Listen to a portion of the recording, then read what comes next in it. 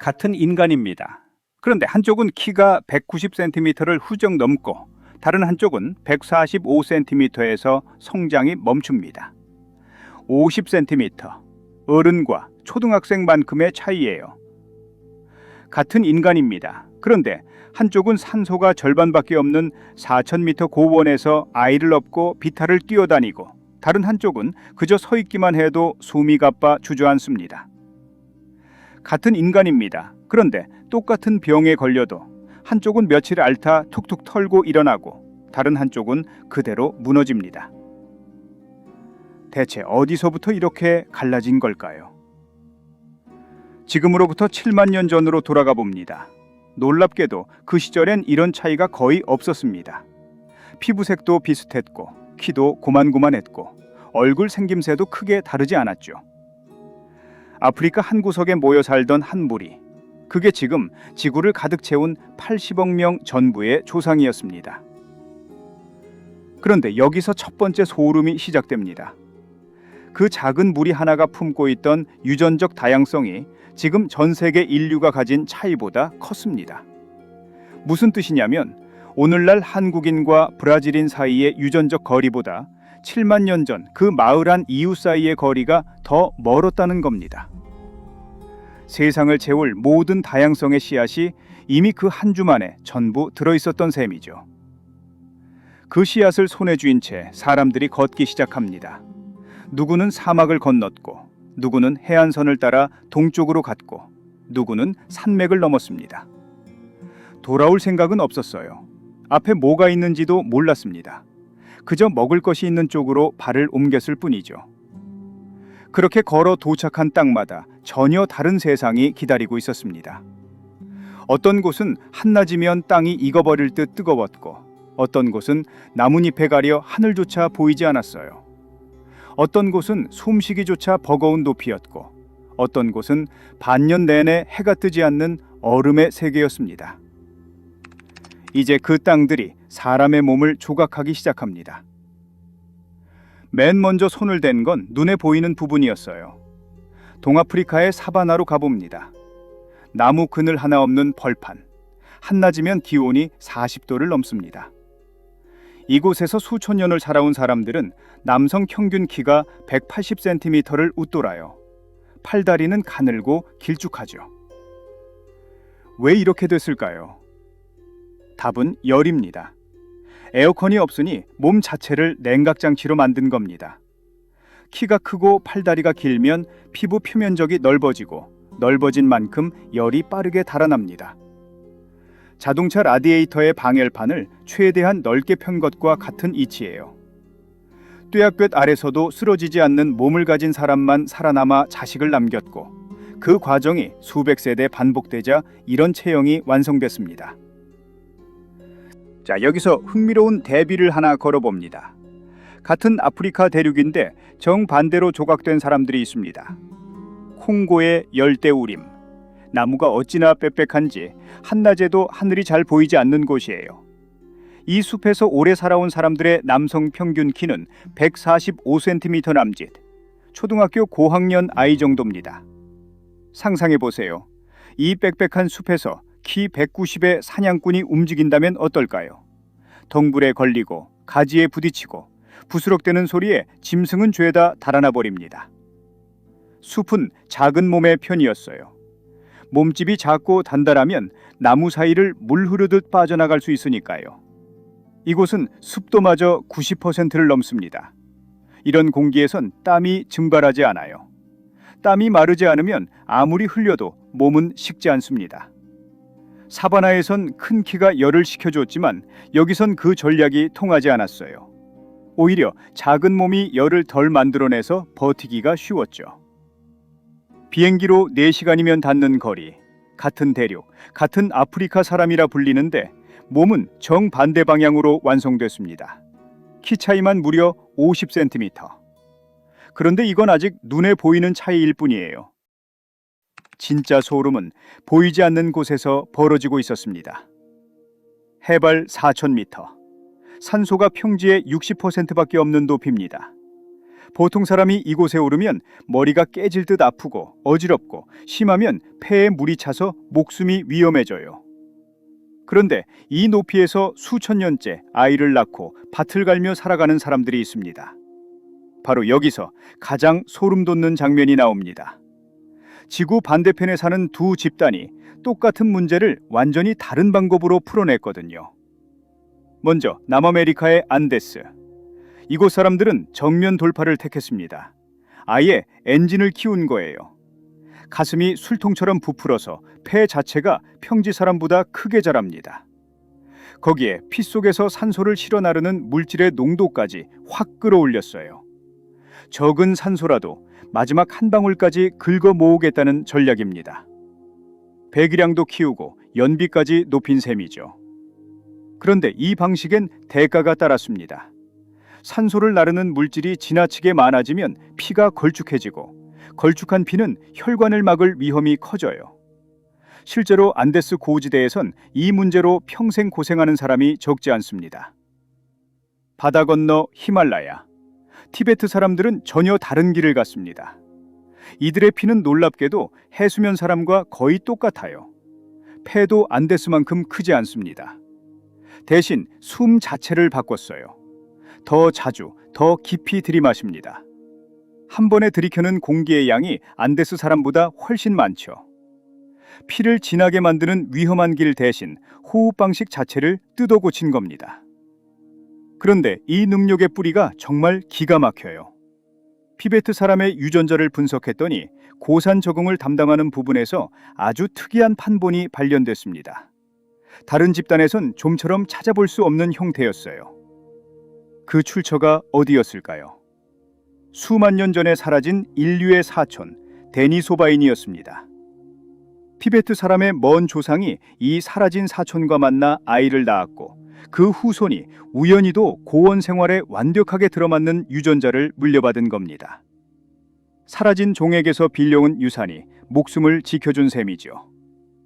한쪽은 몸을 직접 개조했고 한쪽은 사라진 사촌의 유물을 물려받았습니다. 똑같은 산소 부족이라는 시험 앞에서 지구 반대편의 두 집단이 이렇게 다른 답안을 냈어요. 진화에는 정답이 하나가 아니라는 걸 이보다 잘 보여주는 사례도 드뭅니다. 여기까지는 4,000m 고원이니 40도 벌판이니 극한의 이야기였죠. 그렇다면 이런 조각은 오직 극한에서만 벌어질까요? 아닙니다. 지금 이 순간 당신의 식탁 위에서도 똑같은 일이 벌어지고 있어요. 우유 이야기를 해볼게요. 만년 전까지 지구상의 모든 어른은 우유를 소화하지 못했습니다. 한 명도 빠짐없이요. 원래 포유류가 그렇습니다. 젖을 떼고 나면 우유를 분해하는 능력이 스르르 꺼져요. 더는 젖이 필요 없으니 몸이 스위치를 내려버리는 겁니다. 그런데 대략 7,000년도 더 전에 유럽 어딘가에서 이상한 사람이 태어납니다. 어른이 되어도 그 스위치가 꺼지지 않은 사람. 평생 우유를 분해할 수 있는 돌연변이었어요. 처음엔 아무 의미 없었을 겁니다. 그저 좀 특이한 사람으로 끝났겠죠. 실제로 이 능력은 등장하고도 수천 년 동안 좀처럼 퍼지지 않았습니다. 그러다 어느 순간부터 유럽 전역으로 무섭게 번지기 시작했어요.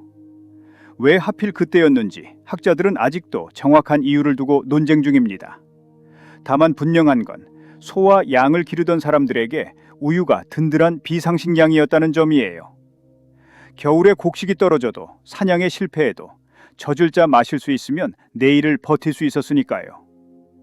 그렇게 세대가 쌓이고 쌓여 오늘날 북유럽에선 어른 대부분이 우유를 아무렇지 않게 들이캡니다.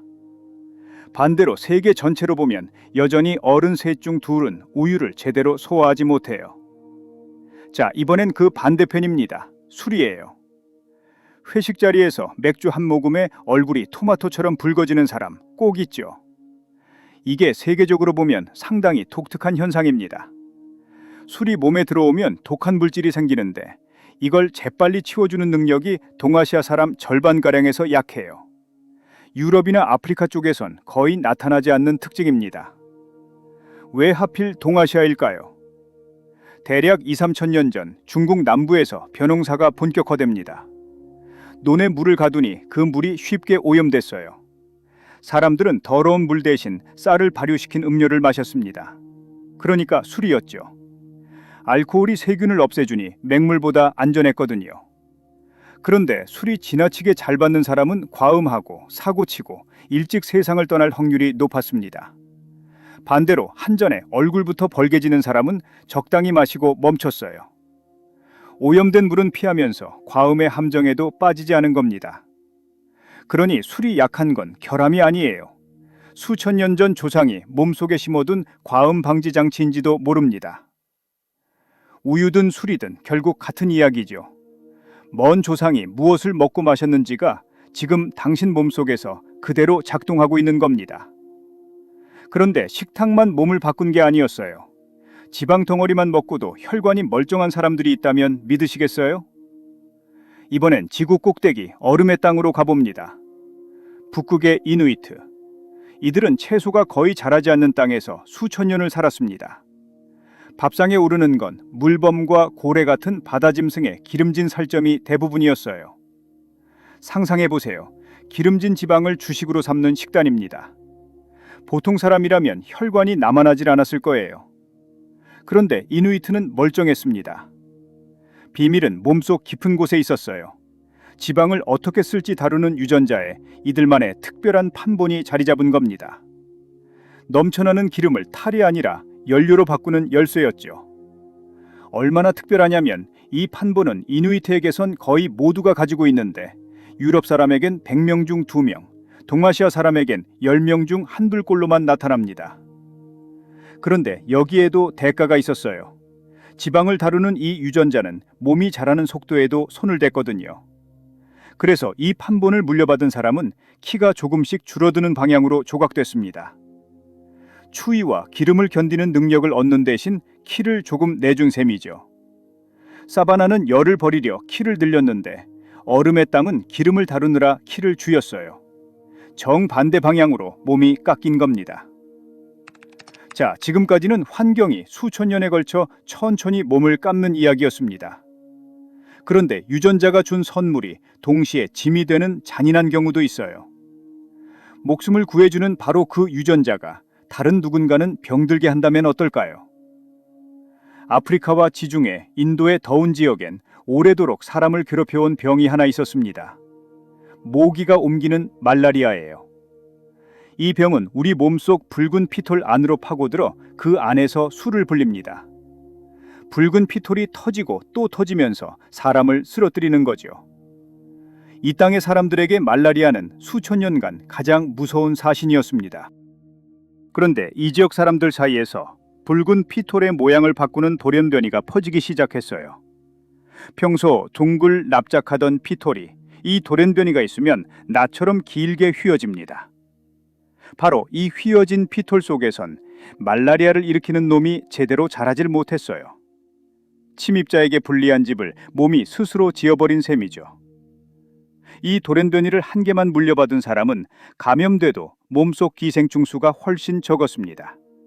그래서 말라리아 앞에서 눈에 띄게 잘 살아남았죠. 여기까지만 들으면 완벽한 방패 같습니다. 그런데 함정이 있었어요. 이 돌연변이를 부모 양쪽에게서 2개 다 물려받으면 이야기가 달라집니다. 피톨이 지나치게 휘어져 제 기능을 잃고 심각한 빈혈에 시달리게 되거든요. 1개는 방패, 2개는 짐. 똑같은 유전자가 누군가는 살리고 누군가는 무너뜨린 겁니다. 그런데도 말라리아가 워낙 무서웠기에 이 위험한 유전자는 사라지지 않고 그 땅에 계속 남았어요. 짐을 감수하고서라도 방패를 주는 편이 살아남는 길이었으니까요. 환경이 몸을 조각한 방식 중에서 가장 잔인하고 가장 빨랐던 사건도 있었습니다. 14세기 중반 유럽에 흑사병이 들이닥칩니다. 단 몇 년 만에 유럽 인구의 상당수가 목숨을 잃었어요. 어떤 마을은 사람이 거의 남지 않았습니다. 여기서 서늘한 질문이 하나 떠오릅니다.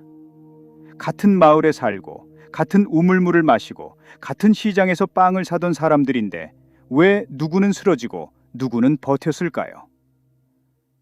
운만은 아니었습니다. 우리 면역세포 표면에는 일종의 문이 하나 있어요. 병을 일으키는 놈이 이 문을 두드려 세포 안으로 들어옵니다. 대부분의 사람은 이 문이 활짝 열려 있었어요. 그런데 일부 사람은 이 문에 결함이 있었습니다. 유전자에서 글자 32개가 통째로 빠져버린 돌연변이었어요. 글자가 빠지니 문이 제대로 만들어지지 않았고, 문이 없으니 아무리 두드려도 병이 들어오질 못했습니다. 학자들은 바로 이 결함을 지닌 사람들이 흑사병에서 더 잘 살아남았을 것으로 봅니다. 이들은 자식을 낳았고 그 자식도 같은 결함을 물려받았죠. 흑사병이 오기 전까지 이 돌연변이는 별 의미가 없었습니다. 그저 유전자 한 줄이 조금 다른 사람일 뿐이었어요. 그런데 재앙이 판을 뒤집었습니다. 쓸모없던 결함이 하루아침에 생존의 열쇠로 바뀐 겁니다. 여기서 끝이 아니에요. 소름 돋는 우연이 하나 더 남았습니다. 그로부터 수백 년 뒤 20세기에 새로운 전염병이 나타납니다. 이 병을 일으키는 바이러스가 면역세포로 침투하는 경로를 연구했더니 놀랍게도 정확히 같은 문을 쓰고 있었어요.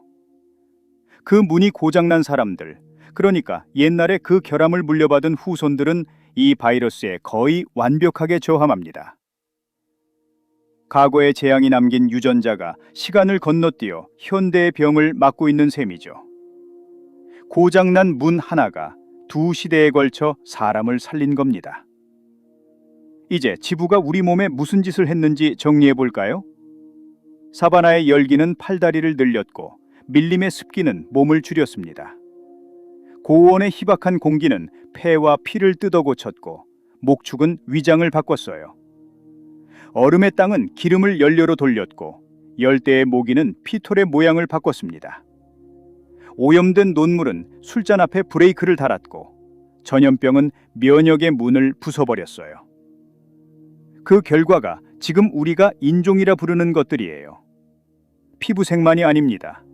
뼈부터 폐, 피, 위장, 면역까지. 지부가 조각한 건 피부 한 겹이 아니라 몸 전체였던 거죠.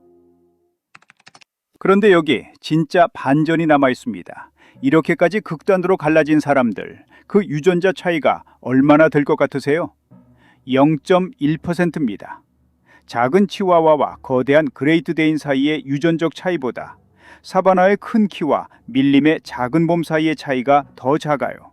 7만 년 동안 지구가 그토록 열심히 깎고 다듬었는데 정작 바뀐 건 0.1% 뿐이었던 겁니다. 나머지 99.9%는 아직도 7만 년 전 아프리카를 떠나던 그 한 무리 그대로예요. 키가 190이든 145든 우유를 소화하든 못하든 술에 얼굴이 붉어지든 아니든 그 모든 차이를 남김없이 긁어모아도 겨우 0.1%. 어쩌면 인종이란 건 서로를 나누는 칸막이가 아닐지도 모릅니다. 지구가 우리 몸 위에 남겨둔 짧은 메모에 가까워요. 여긴 40도였다고. 여긴 산소가 절반뿐이었다고. 여긴 전염병이 절반을 쓸어갔다고. 우리는 그 메모를 읽어내지 못하고 그저 서로 다르다고만 여겨온 겁니다. 다르게 태어난 게 아니에요. 똑같은 몸을 지구가 저마다 다르게 조각했을 뿐이죠. 재료는 처음부터 끝까지 같았습니다. 조각칼을 쥔 손의 방향만 달랐을 뿐이에요. 그러니 오늘 우유 한 잔에 배가 아프거나 맥주 한 모금에 얼굴이 달아오른다면 잠깐 떠올려 보셨으면 합니다. 그건 고장이 아니라 수천 년 전 누군가가 그 혹독한 환경을 끝내 견뎌냈다는 증명서라는 걸요. 지금 당신이 여기 이렇게 존재한다는 사실 자체가 그 모든 시험을 통과한 누군가의 이야기가 아직 끝나지 않았다는 뜻입니다. 지구가 써내려간 그 긴 편지를 우리는 이제 겨우 첫 장을 넘기고 있는 셈이에요. 다음 장에는 또 어떤 몸의 비밀이 적혀 있을지 함께 넘겨보고 싶다면 이 서재에 자리 하나 남겨두셔도 좋습니다.